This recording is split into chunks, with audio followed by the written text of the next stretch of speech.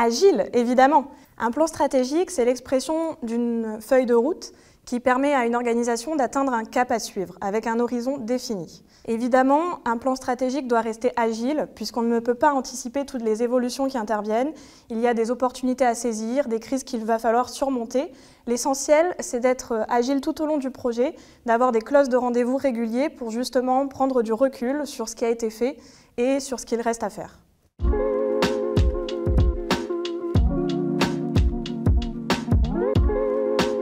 Prospectif, évidemment. Toute organisation a besoin de se projeter, de savoir où mettre les moyens, les priorités pour pouvoir répondre aux défis de demain, qu'ils soient environnementaux, managériaux, opérationnels, numériques. Néanmoins, chez Conviction RH, on veille également à regarder le point de départ de toute organisation. Quels sont ses actifs, ses points de fragilité?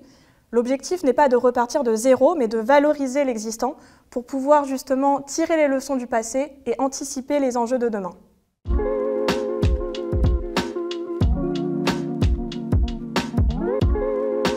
C'est un exercice concret et surtout réaliste. L'intérêt d'un plan stratégique, c'est de convertir l'ambition en action. C'est d'atteindre les ambitions qui sont finalement souhaitées dès le départ.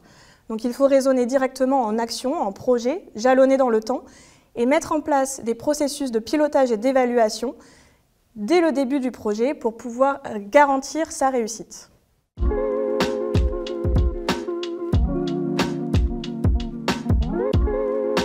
Les deux.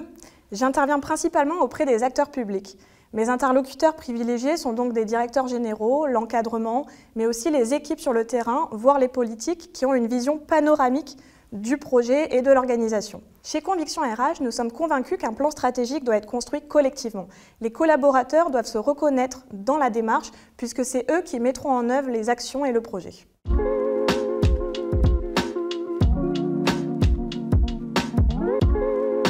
Un nom, un slogan, une vidéo, pourquoi pas un hymne? Toutes les idées sont bonnes à prendre. L'essentiel, c'est de mobiliser largement les collaborateurs et de communiquer tout au long de la démarche sur l'état d'avancement du plan stratégique pour qu'ils se sentent impliqués tout au long de la mise en œuvre. D'ailleurs, vous avez un nom pour votre plan stratégique ?